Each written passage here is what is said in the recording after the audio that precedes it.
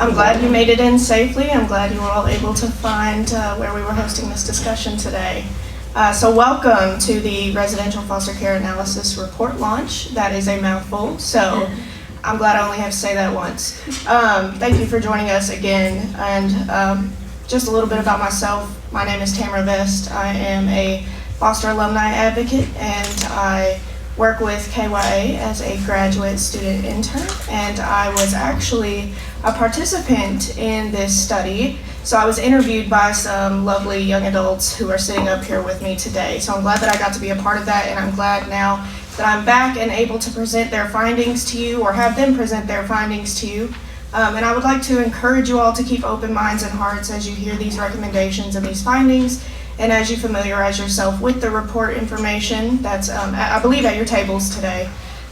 So, just keep that in mind, keeping an open heart, open mind, because the information that you're gonna hear today and the information that's in this report is vital to young people's well-being as they're sitting in these residential facilities across our state.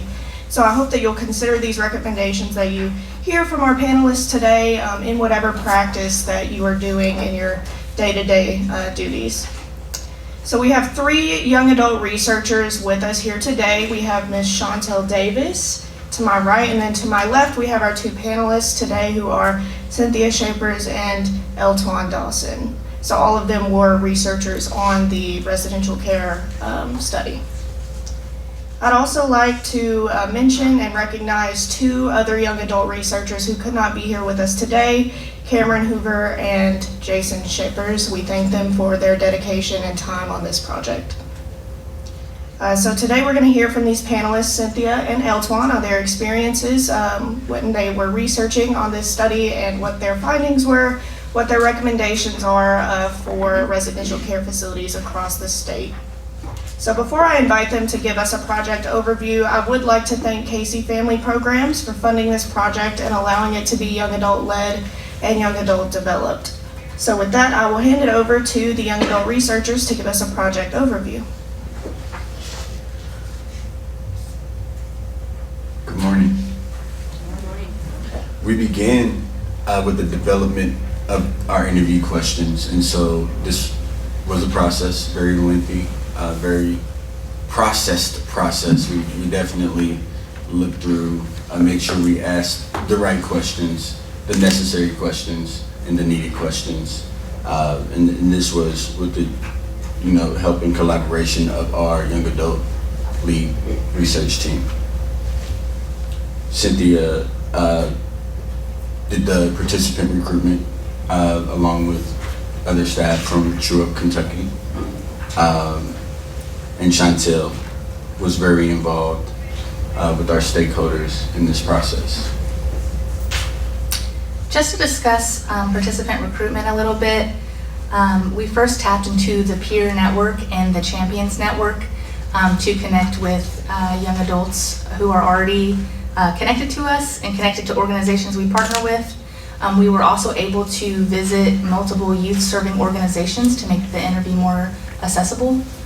I think a huge part of participant recruitment also was due to the stipend we offered. We offered a $45 stipend for those who completed the interview, and I think that was a huge motivation for those young adults to complete the interview. So in regard to stakeholders, obviously our goal was to gather the perspectives of young adults. However, when we were meeting, we decided that it would be beneficial if we also gathered input from other stakeholders who interact with our youth on a day-to-day. So we kind of reach out to residential facilities. We posted online to try to get people more like current or former direct staff.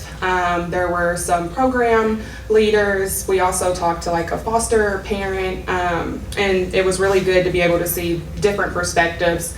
I think that one of the important parts of that was that we hosted it on Zoom. So it was more accessible to, people who are working and people who have other, important things to do during the day. So that's pretty much how our stakeholders went. We did do in-person interviews with folks who volunteered to do that, and online Zoom interviews with folks who wanted to do that. All right, thank you, Elton, Cynthia, and Chantel for that wonderful project overview that helps lead us right into our panel discussion today and the information that you guys are going to give us based on your findings. So I'll go ahead and get started with our panelists, and I'll ask them the first question for our panel today, which is, what were the main themes that you noticed when interviewing the residents, facility staff, and other stakeholders? And so a few of the major things that we picked up and just heard a lot from our youth as they advocated on behalf of their experiences and the peers they live with was just the dynamic in the environments when it came to the relationships between the young people and their peers, and then the young people and the staff, and how that might affect the environment in positive or negative ways. When it came to interviewing residents, I noticed a lot of themes around being uninformed. That includes being uninformed of the reason behind being in the residential facility, being uninformed about resources they have access to, and even being uninformed about their treatment and treatment goals and plan. With the stakeholders and facility staff, we noticed that they had their own challenges as well, including mental health challenges that they feel they developed working on the job. As well as lack of support from higher up staff or admin staff as well. Thank you for that. So some of the themes that I just pulled out from their answers, if you're keeping note for your day-to-day practices, were, lack of information among the youth about their whole experience, treatment plan, why they're placed there, and other information that was vital to their well-being at the time. A lack of support for staff, and then those relationships between young people and other young people, and young people and staff, and how that affected their time. So thank you. Our next question is, what is something positive that you learned about residential experience during your interviews? Youth and young adults were able to recognize growth areas through the facilitation of intentional supports provided by staff and administration.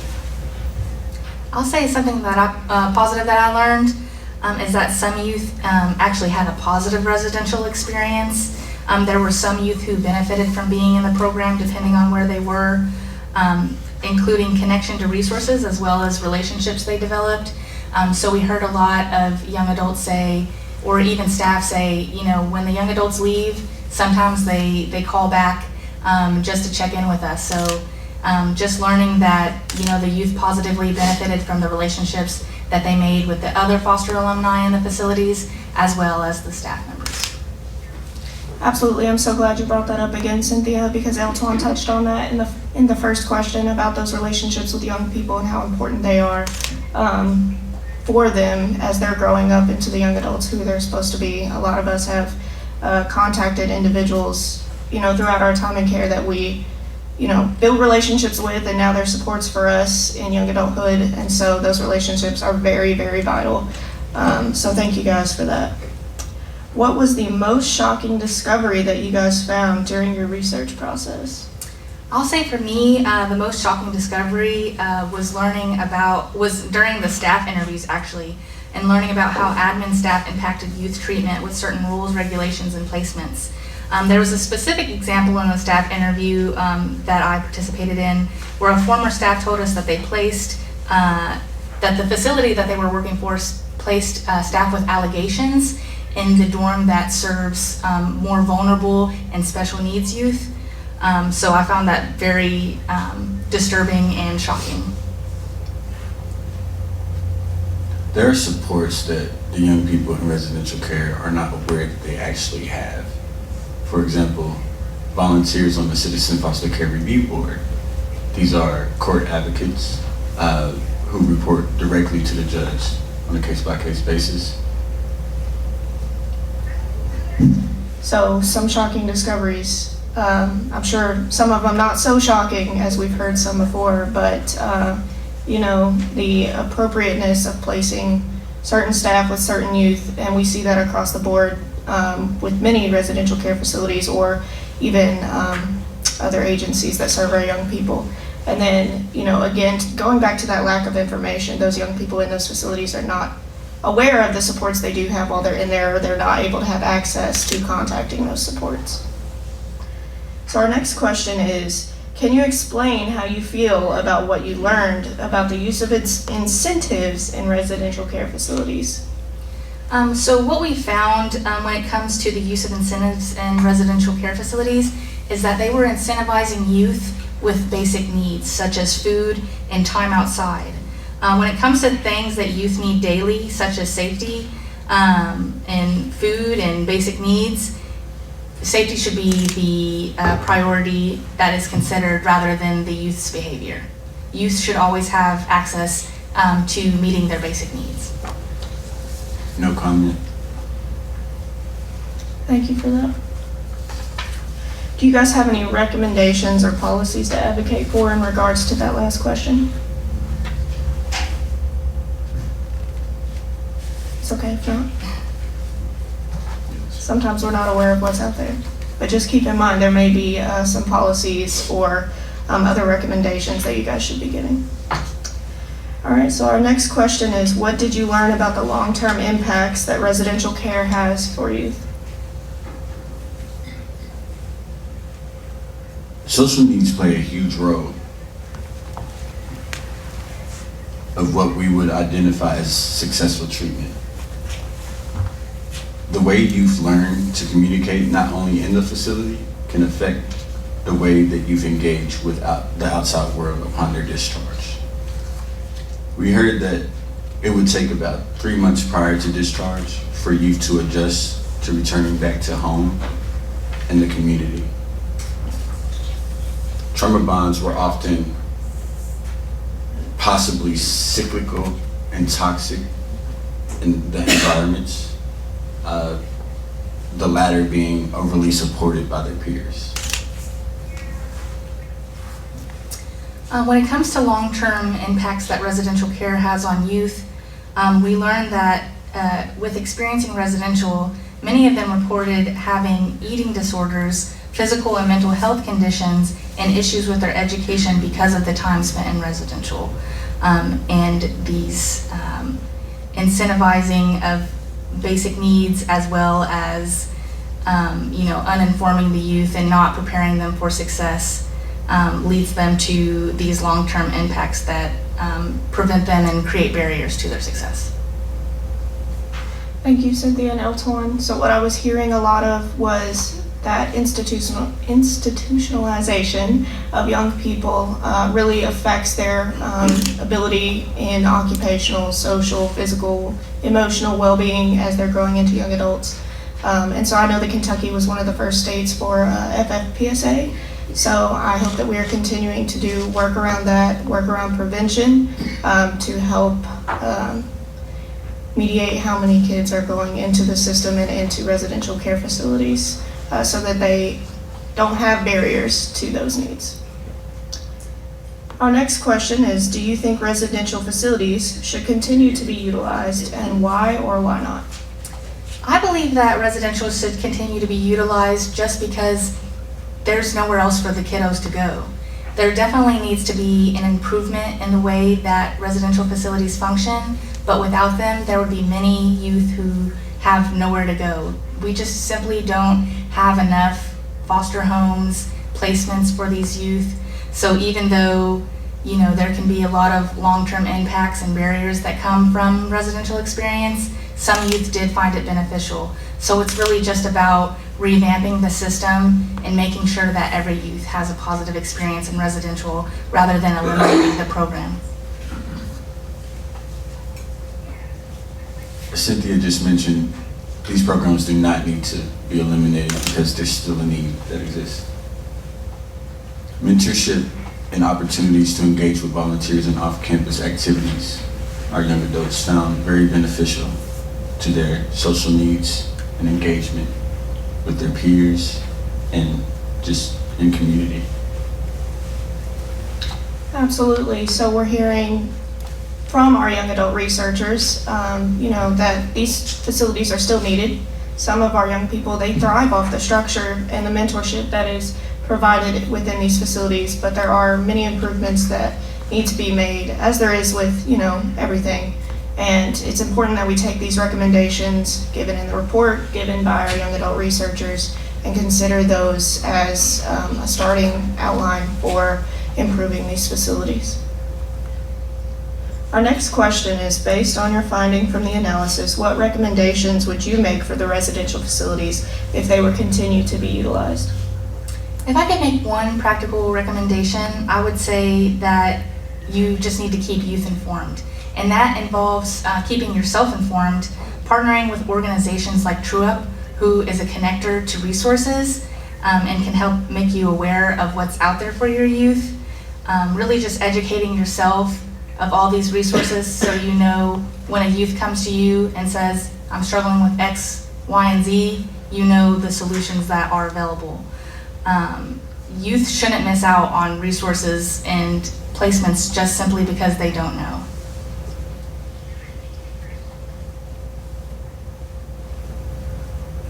So, young people really do talk to us. So just listen. A lot of the work that we do is centered around elevating and empowering our young people. And so I think that's an important piece there. Absolutely, and that's part of being informed and keeping yourself informed as well as a staff member, is listening to the youth that you're serving when they come to you with needs or other things that, if they're looking for mentorship or they're looking for some other avenue, and then keeping yourself informed so that we don't have that lack of information that we talked about way back in questions 1 and 2, in order to help our young people. So thank you all for that. Do you all have any additional remarks on the experience with the project as a whole before we close out the panel discussion? Would you want to go first? Did you have any? As far as additional remarks, I really don't want to leave everyone in the room feeling hopeless. I want this report to highlight strategies we can use to better the system because it does work for some individuals. The fact is that we could host these interviews and capture the real stories. This is a step in the right direction, but we just need your continued support to, for one, put these policies into practice, make new policies, and make sure those policies are being enacted. And as I previously mentioned, just accept these recommendations, consider these recommendations, adjust these recommendations to your current policies and practices. Thank you. Thank you all. Thank you all for, your bravery in presenting your results, and thank you, all three of you, for being part of this project. As a participant, it was really important to me that someone was willing to hear my voice and my experience and put that into something official that hopefully is now heard from you guys. So like Eltwan mentioned before, you just heard from 2 young adults who have foster care experience, who were also young adult researchers on this project, and heard from many other young adults and young people with foster care experience in residential facilities. So Eltwan mentioned to please listen, so we hope that you have done that throughout this entire discussion, and we hope that you have listened to the recommendations and opened your mind and your practice to implementing them. So thank you all very much for that, and I will go ahead and close out our panel discussion and hand it over to Chantel for some closing remarks. All right, so hello again. Thank you all for taking the time to join us for this launch. My name is Chantel, and I'm honored to have been given an opportunity to be a part of this research. I just want to tell you a little bit about my role in the research and some of my findings. So originally I began working on this project as an intern for KYA. Just as we began to start the interview process, the semester came to an end, and I was devastated at the idea of not being able to see the project through. But thanks to KYA, I was able to join the team as an independent contractor, and here I am today. So during the beginning stages of research, I spent time reading articles surrounding residential foster care placements. I was interested primarily in statistics because numbers don't lie. What I found was nothing short of what I expected as a graduate social work student. The numbers reflected disparities and disproportionalities that have a negative impact on children who enter the foster care system. As important as numbers are, what makes this research project different from others is that it uplifts the voices of young adults within our community, and it focuses on their residential care experience, which is really good. As important as, we already did that. The youth and young adults interviewed for the purpose of this analysis have recent lived experience in residential placements, which ultimately that makes them the experts. They provided us with unique perspectives on how things were working in the system. This also gave youth and young adults a chance to voice what they felt was working, what didn't, and provided a platform for them to make suggestions that would create a safer and more therapeutic residential experience. The project also was unique in that it was led by young adults who have experience within the child welfare system. Together with the support of KYA, we captured stories from individuals that were affected by these placements. Some of the stories were difficult to listen to. Some made me sad, some made me angry, and others made me laugh and smile. But ultimately, all of them were needed in order to create this meaningful change. I believe that we should work collaboratively with young adults, youth, policymakers, residential facilities, and other stakeholders in order to give children who are placed out of home the guidance, support, and resources that they need in order to be able to function outside of the residential facility. In order to do this, we have to be able to have honest conversations regarding what has taken place within our residential facilities. There's no simple fix to really fix the issues that are highlighted within our analysis. However, just as there are more complex changes that need to be made, there's also simple solutions that can be implemented to begin that initial change. So again, we thank you all for coming and taking a step, reading over our article and taking in just the recommendations that we have. This is one report, right? And I hope that this launches other reports. Absolutely. Thank you all. Thank you, Chantel, for those wonderful remarks and giving some more background on your involvement and the project as a whole. Again, we thank you all for coming, and we hope that you were able to gain some knowledge and insight today.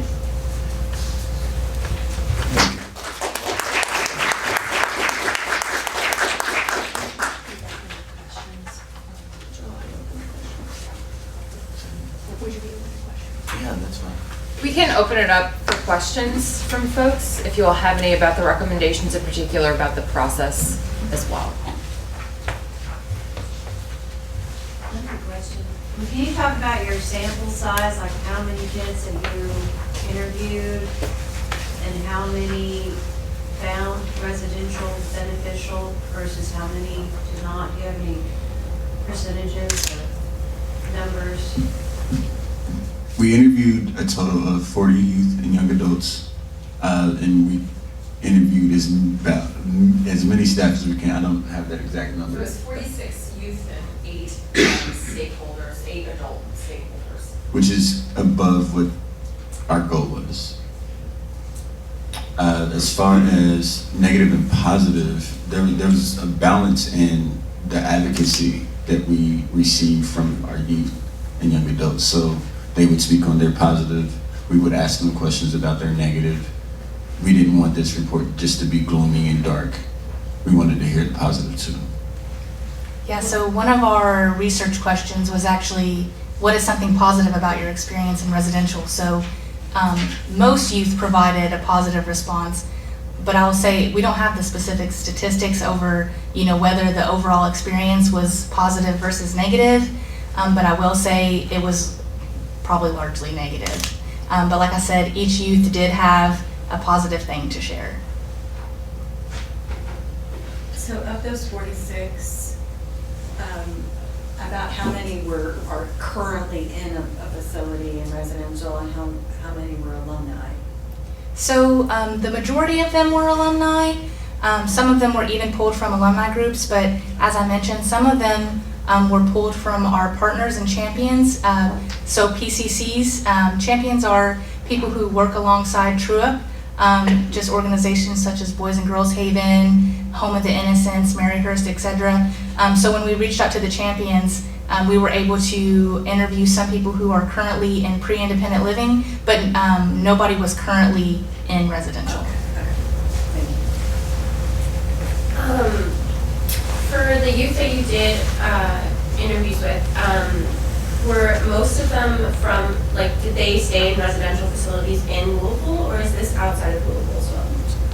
We did our best to capture the voices around the state, and that's often the case for our youth in Kentucky. They move around the state. So we heard experiences from maybe a youth was in Louisville, but before coming to Louisville, they were in Bardstown, Kentucky, or Paducah, or Bowling Green.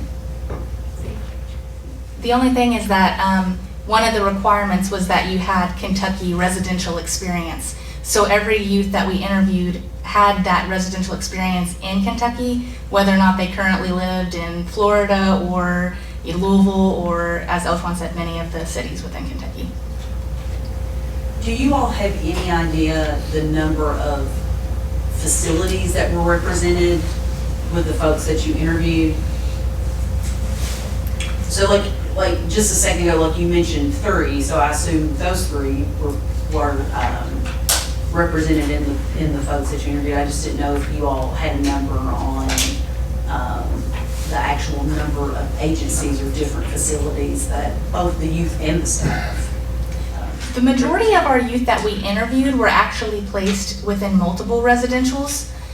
So there were a lot that was, there was probably at least 10 different residentials around the state that were featured, but we didn't ask youth specifically which placements they were in, just, how many have you been in? And a lot of them said more than one. Not that, when we asked for that positive and negative, we got the name of the place that was negative and the name of the place that was probably the better place for them. Thank you. So, sorry, you mentioned that the interviews that were conducted with youth that weren't currently in residential.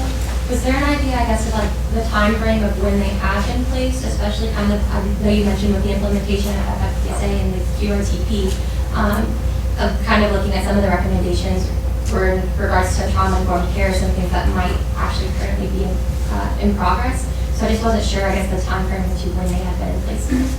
The only thing is that they had to have been in residential within the last 10 years. So some of the experience is more recent and some of it could be a little outdated, but it's still very important to see how youth feel about these residentials and because over time, their relationship with the staff and those kind of things won't change.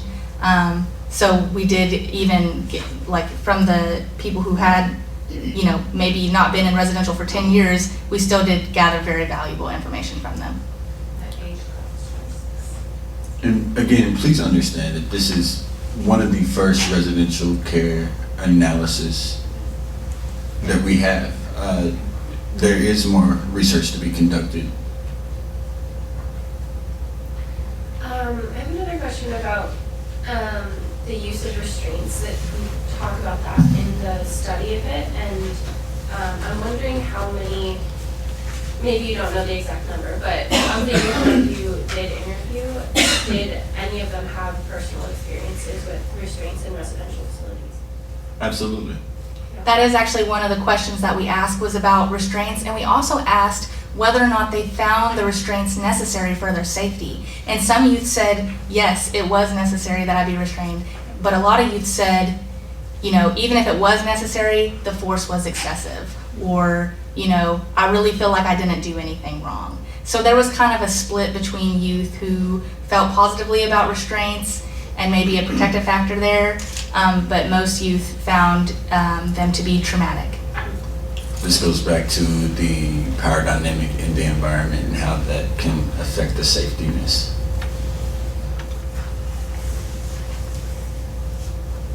I have a curiosity question. I was in some meetings this week that would indicate, there's youth, and Cynthia kind of touched on it, but they're in facilities, but there's not other homes, so the facilities are needed, is what I think you said. But is there an opportunity to create a different tier of facility where youth aren't necessarily needing the high level of therapeutic that would maybe turn to more of a residential kind of feeling and setting, that maybe there's house parents and, kids that way that would maybe for the ones that don't need a higher therapeutic attention, I guess is my question. And does that help some way, for some of these youth? I mean, I think that would be something that's very helpful. It's just about implementing it. Yeah. But, that would be a really excellent idea because a lot of these youth, let's say, there's youth who are level 1 to 5, like they're putting level 1 youth and level 5 youth both in a residential together, and that creates a lot of conflict between those youth. So your idea of having a lower therapeutic level place would be an excellent idea. And I mean, this already exists in certain terms, right? We have PRTF and then PCC placements. Also, some placements have different dorms for different levels of therapeutic need or developmental need. So it just depends on the placement as well and their capacity and staff members. So then you all did so the interviews that you conducted did include the PRTF level as well as the QRTP or residential level of care? Yes. Okay. And hospitalizations as well. Right. Yeah, we included places such as Peace Hospital, The Brook, just to name some places in Louisville, but. Another question. One of the things you said that many of the kids reported as positive were relationships made with peers and staff and connections to resources, which I understand because so many have attachment issues from being separated from their families and siblings. So that makes a lot of sense. Relationships help heal that relationship trauma. I'm wondering, did many of the children talk about the treatment that they received, like the trauma, to address trauma, and was that helpful? Or did kids talk about the treatment that they received and whether they believe that was helpful to them? Not only did they talk about the positives of being a resident in the facilities, but they also mentioned at certain points where they did not have their voice heard as part of treatment. And we found that to be not the best situation for our youth involved in residential care. Again, elevating and empowering our young people to make those vital decisions that affect them in their future is necessary. Could you talk about the resources that they believe were the most beneficial? I think when it comes to the resources that were most beneficial, that would just be mainly from the population that is 18 or 17, transitioning age. So, getting connected to housing resources and getting connected to their next step. Just knowing where you're going to go and how you're going to succeed in your next placement. We also mentioned mentorship and opportunities to engage off campus. Okay, thank you. So talk a little bit more about the mentorship and the off-campus activity. So were there some really good examples that you could share that maybe we could multiply in other places? So tell me a little bit about mentorship. I know a lot of the youth, they talked a lot about wanting more time outside of the facility. And I know sometimes that's a safety concern, but when it's not, I think it's very valuable for youth to not only get out of the facility, even if it's just outside the facility and they get to experience nature and everything. But a lot of them did report either mentors coming on campus or them going to see them, and just how, that relationship was kind of like a light in the dark for them. If the facility was a negative experience for them, they had, those experiences where they got to go off campus or they got to have a mentor come see them. Something as simple as going down the street walk down the street to Thornton's to get a slushie was very positive feedback that we received.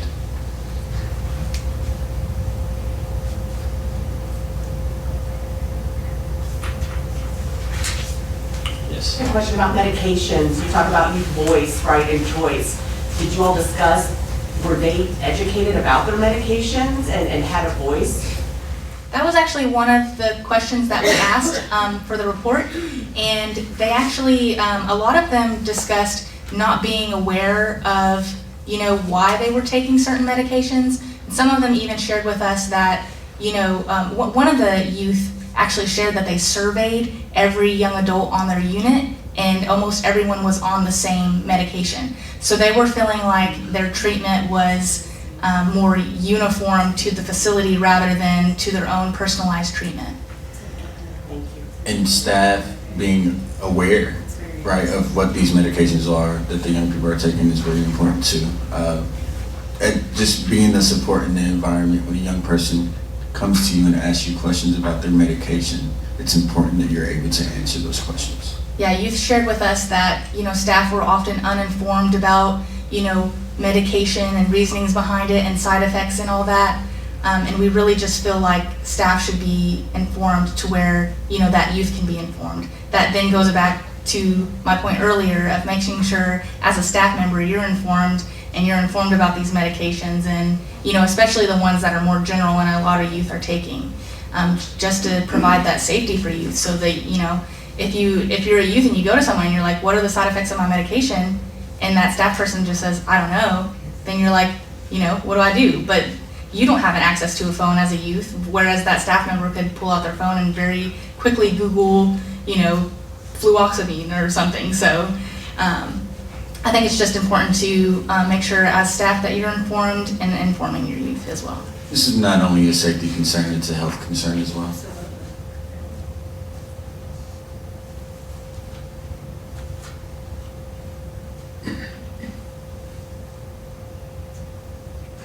Were there any other questions? Were you able to determine the average length of time in care?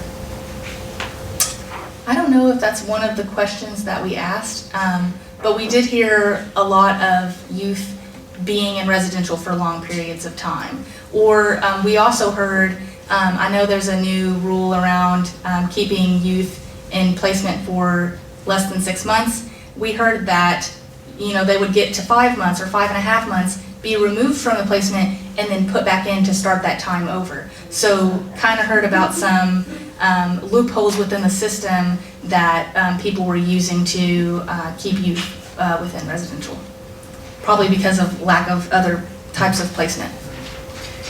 Will you repeat that part again about the time starting over? Because I want to make sure that I understand that piece. So basically what I'm saying is, they determined that it's unhealthy for a youth's treatment to be in a residential facility for longer than 6 months. So sometimes they take you out early and then put you back in to kind of start that time over, so that, you weren't in there for 6 months, you were only there for 5 months, and then the second time you were in there for 3 months or however long, so they can justify,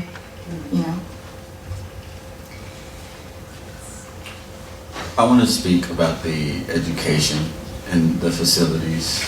It's pretty much the same as where we place our young people on their units.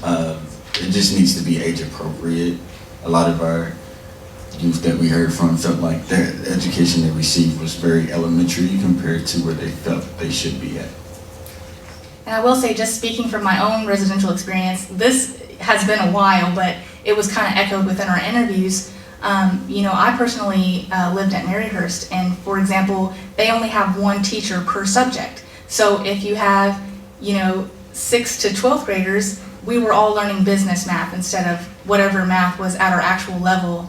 And then when we would go to public school, we received the credit that we needed. So for example, I received an algebra credit for taking business math. So when I came to public school, I was completely unprepared for algebra, algebra 2, any kind of math that had anything to do with algebra. So I heard that experience echoed among other youth as well, how they were receiving classes that didn't pertain to them or information that they already knew or weren't on their level.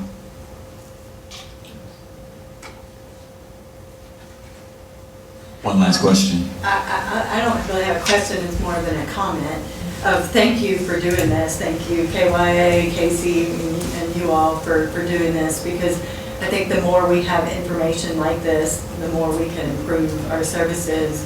And I know with Family First, and really the state even before Family First, we've been really working and focusing on only those kids that need treatment are in residential. And if they're ready to be stepped down, we should find a family-based setting for those kids. And we've been working really hard at that. And I've been around a long time, so I remember when we had 20% of our kids in out-of-home care and residential, and now we're down to 7%. So that's the good news. But those 7%, or those 20 that we're in, whoever's in there, we need to make sure that they have good, positive experiences. So learning from these stories and making sure, I've said, no, we gotta stop that. I hear these things and it's like, what can we do to try to make these, we're gonna take these recommendations and try to implement them so that we have good experiences for our kids in residential. So thank you for this, because I think it's important to hear from those that have the lived experience. I can sit and make policies, and we can sit and make policies all day long, but until we live there, we don't know how that's being implemented. So thank you. Do you have a question? Since that wasn't a question, I can Yeah, again, thank you all so much for showing up. This is such a gift to people that are trying to do our best to create a good experience for young people. In terms of the engagement levels that you have from PCCs and other providers and other partners, I'd really be interested in knowing how satisfied you all were with the level of access that you had.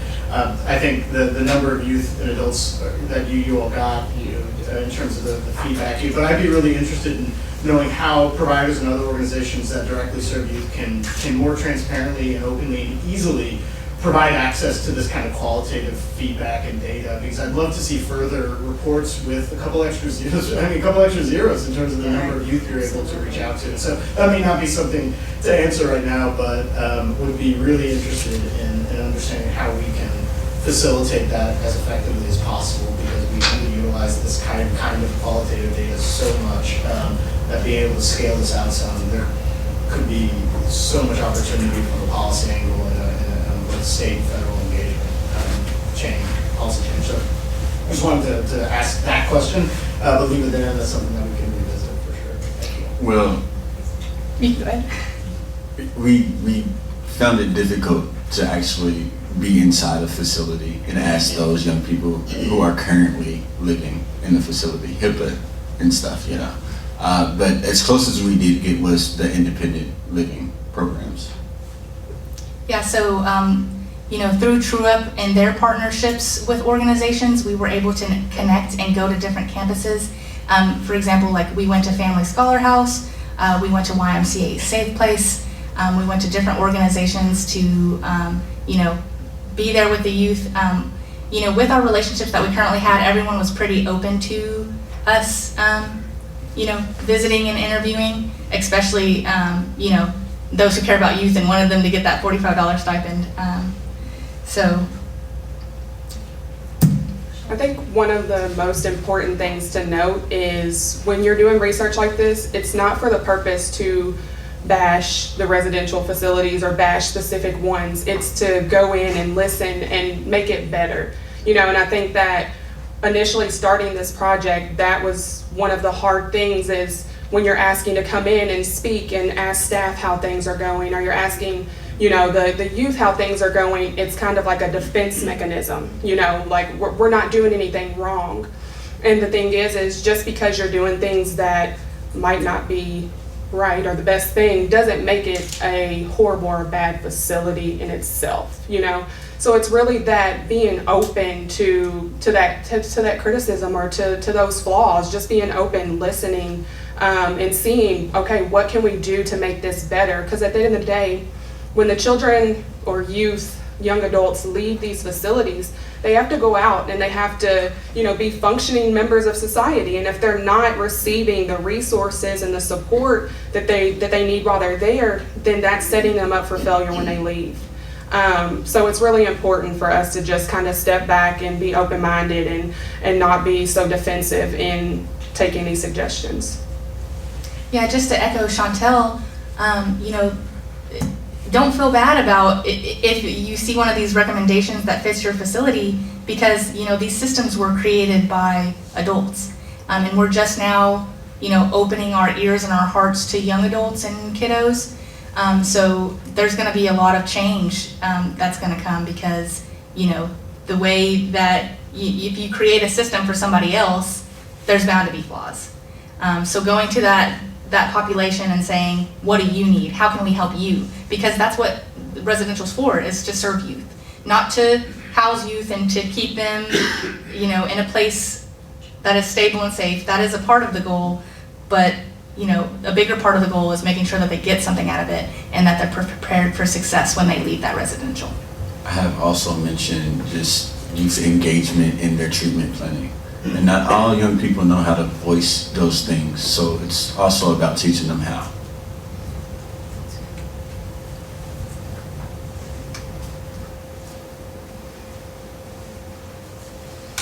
Thank you. Thank you all. Thanks, everyone.